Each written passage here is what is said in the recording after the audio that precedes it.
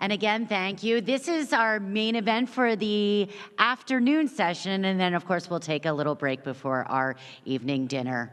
And Trey Galley tonight. The Reverend C.L. Bryant is a senior fellow at Freedom Works, a former chapter president of the NAACP. He is an incredible speaker and someone who practices what he preaches. So please enjoy the Reverend C.L. Bryant. Thank you. Hello, my fellow Americans. It's good to be here with you today. It's a great day in the USA, and I want to thank God for this day that He has blessed us with here in the great state of Pennsylvania.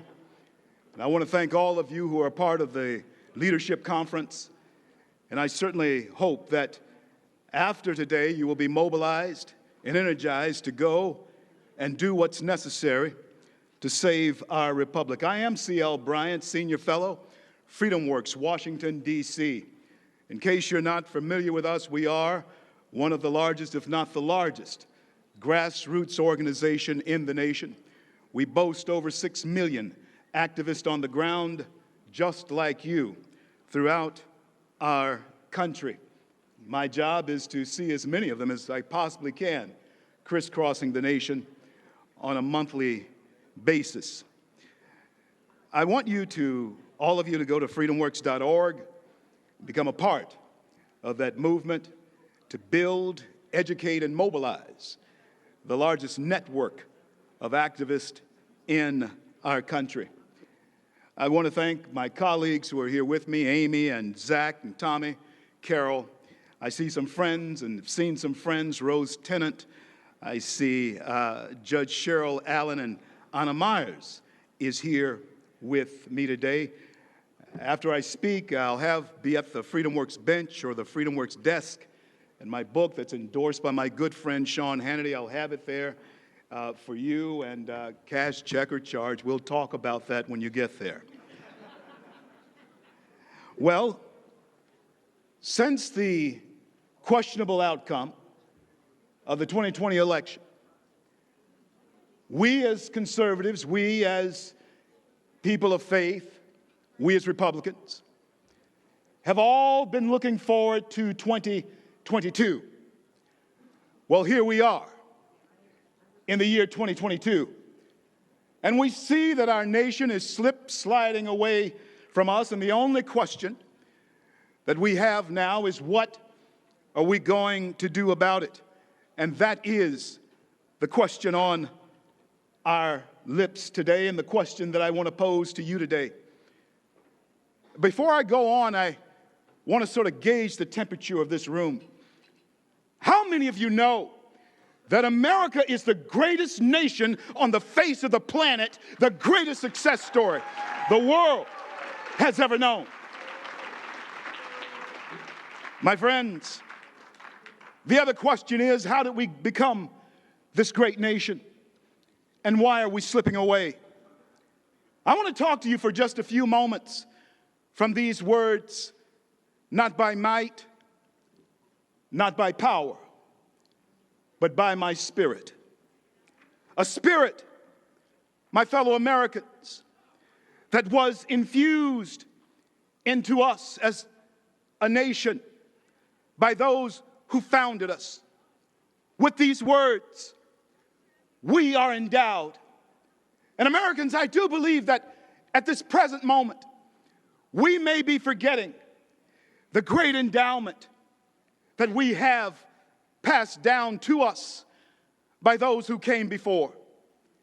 As I looked over the audience from the back of the room a few moments ago, and as I met so many of you out in the vestibule a little while back, vestibule, I'm an old Baptist preacher, so you have to forgive me about that. I saw those of us who have this endowment passed to us by many who came here as serfs, bondservants, and even slaves in chains. And the purpose of this nation that we have here in this country right now established by our founders was so that we could form a more perfect union. Our founders knew that the land that they were creating, the nation that they were establishing at that time was not a perfect union. But we formed ourselves, America, in order to become what only was a whisper in times before our nation existed. And friends, when I tell you that our land is the greatest land on the face of the planet, I am telling you that because before you stands not only the son of a World War II veteran, but the grandson of a World War I veteran and the great-grandson of a Spanish-American war veteran. And so like you, this is my country, and I will defend this nation with my life. And I trust that you will be pledged to do the same. My fellow Americans, my friends, I don't know what face Thomas Jefferson may have had in mind when he penned these words. We hold these truths to be self-evident, that all men are created equal. I don't know if he had my grandfather's face in mind or my great-grandfather's face in mind, but my fellow Americans, I do know this, that the day that he penned those words, he guaranteed that the day would come that the great-grandson of former slaves would stand here in a free America among other free people enjoying the fruits of liberty. He guaranteed it, and we must not squander it. My friends, there is a lost identity that we have in our nation. The question must be, who are we? And what are we becoming? We are the children of men and women of courage, men and women of great valor. But now we're seeing the valor of those who came before us being stolen by those who would want to masquerade as some type of civil liberators. Do not fall up under the guise of what they are selling, especially to our young people. But how do we slow that down? By telling them the real American story. And that's the story of each and every one of you who are here today. Each and every one of you have your own American story to tell. We have lost our identity. Who are we? Let me tell you who we are. We're the children of victorious people who forged the rivers, crossed the mountains, and subdued this land to become an exceptional nation. And my fellow Americans, regardless of where you came from, and many times I speak to audiences that are mostly Caucasian, and I have a question for you. What has happened to you? Why are you running away from the great, rich history that we have in this nation? There's nothing wrong with the names Hamilton. There's nothing wrong with the names Jefferson. There's nothing wrong with the names Washington and the signers of our Declaration of Independence. This land is our land, and it was founded by brave men and women of courage. We're the children, I tell you today, of those who are victorious. We're victorious in Revolutionary War, victorious in Civil War. We kept our nation together. We're victorious in WW1 and WW2. Korea and Vietnam began an awakening, however, in the American consciousness. But we are the children of those men who came many years before, who found it within themselves to say these words, the very words that we must continue to say. My fellow Americans, it is time now that men and women of courage step forward and join in with the voices that have gone before us in the ages, saying we pledge our lives, our fortunes, in our sacred honor. This is what it has come to.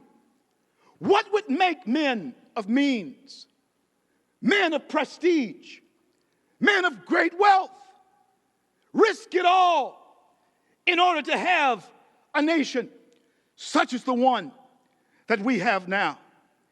It is that spirit that they have put into our DNA. It is a spirit of America that does not exist anywhere else in the world. I travel the world.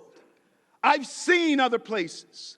And let me tell you, every time I'm away from this place, longer than 2 weeks, when I return, I kiss the ground, because this is the most exceptional nation on the face of the planet, America. What has happened to us?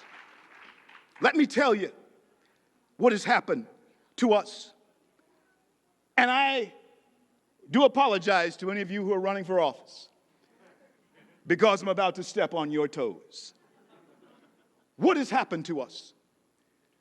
Weak-willed and lily-livered, lying politicians have happened to us.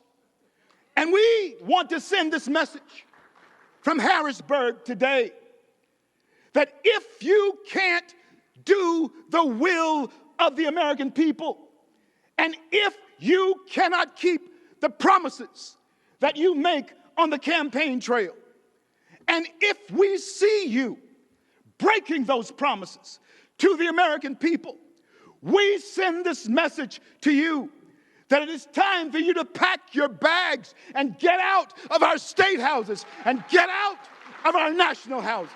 It's time out for the lying and the cheating that has been perpetrated upon the American people.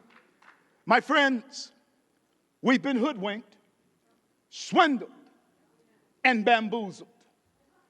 What we see in the White House, the greatest magician in the world that I've seen, David Copperfield, could not have pulled off a greater deception than we have witnessed in America today.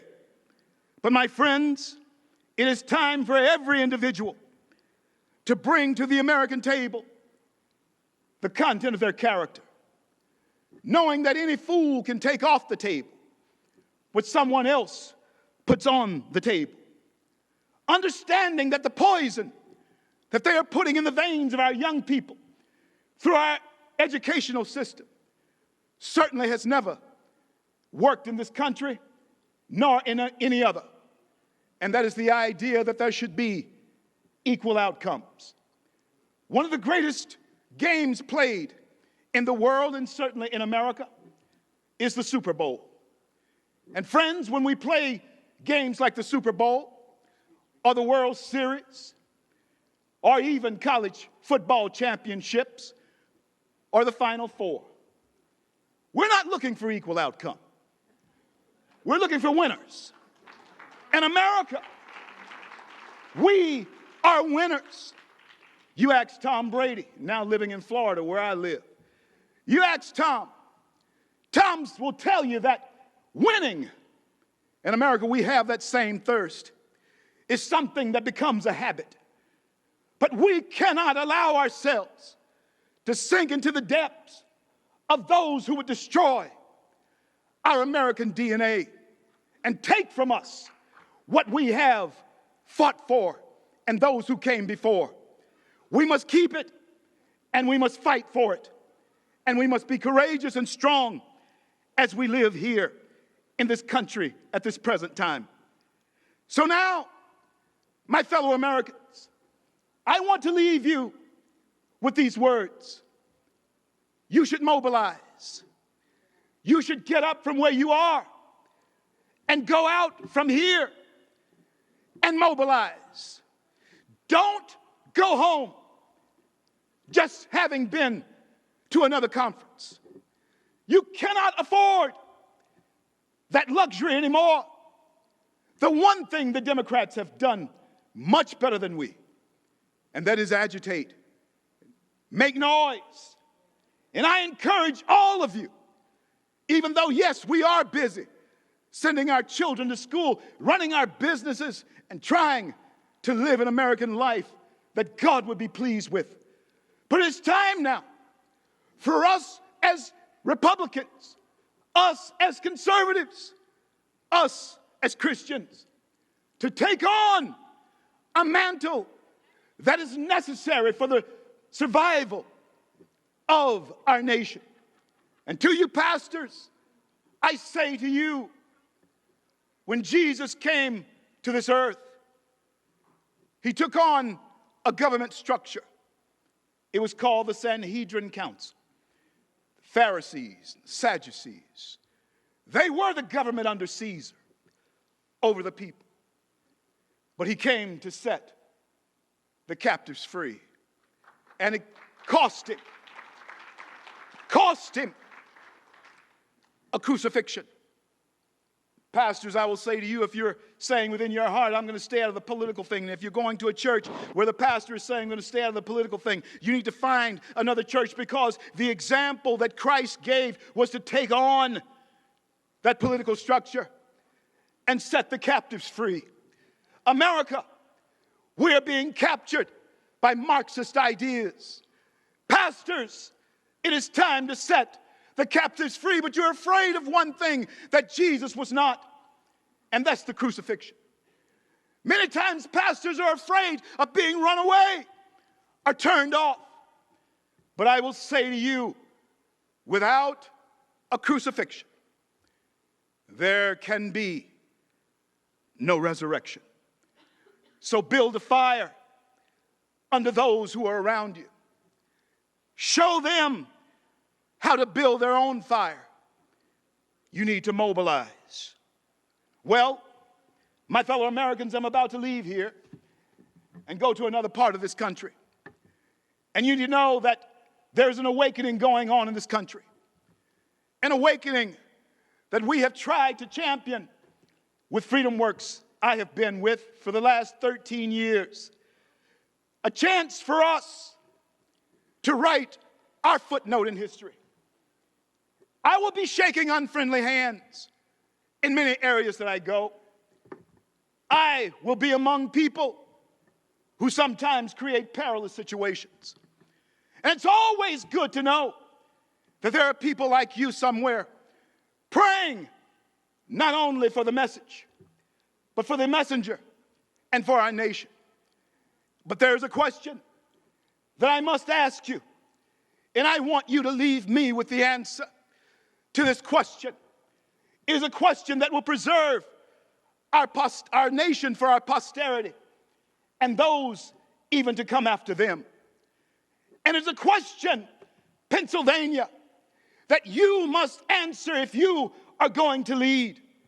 And that question is, are there any patriots left in the great Keystone State of Pennsylvania? Is there anybody here who will stand up for God and country? Stand up for our republic. Stand up for our nation. Is there anybody here who will stand up for America? That America, patriots, stand up. Stand up. Stand up. God bless you. God bless America.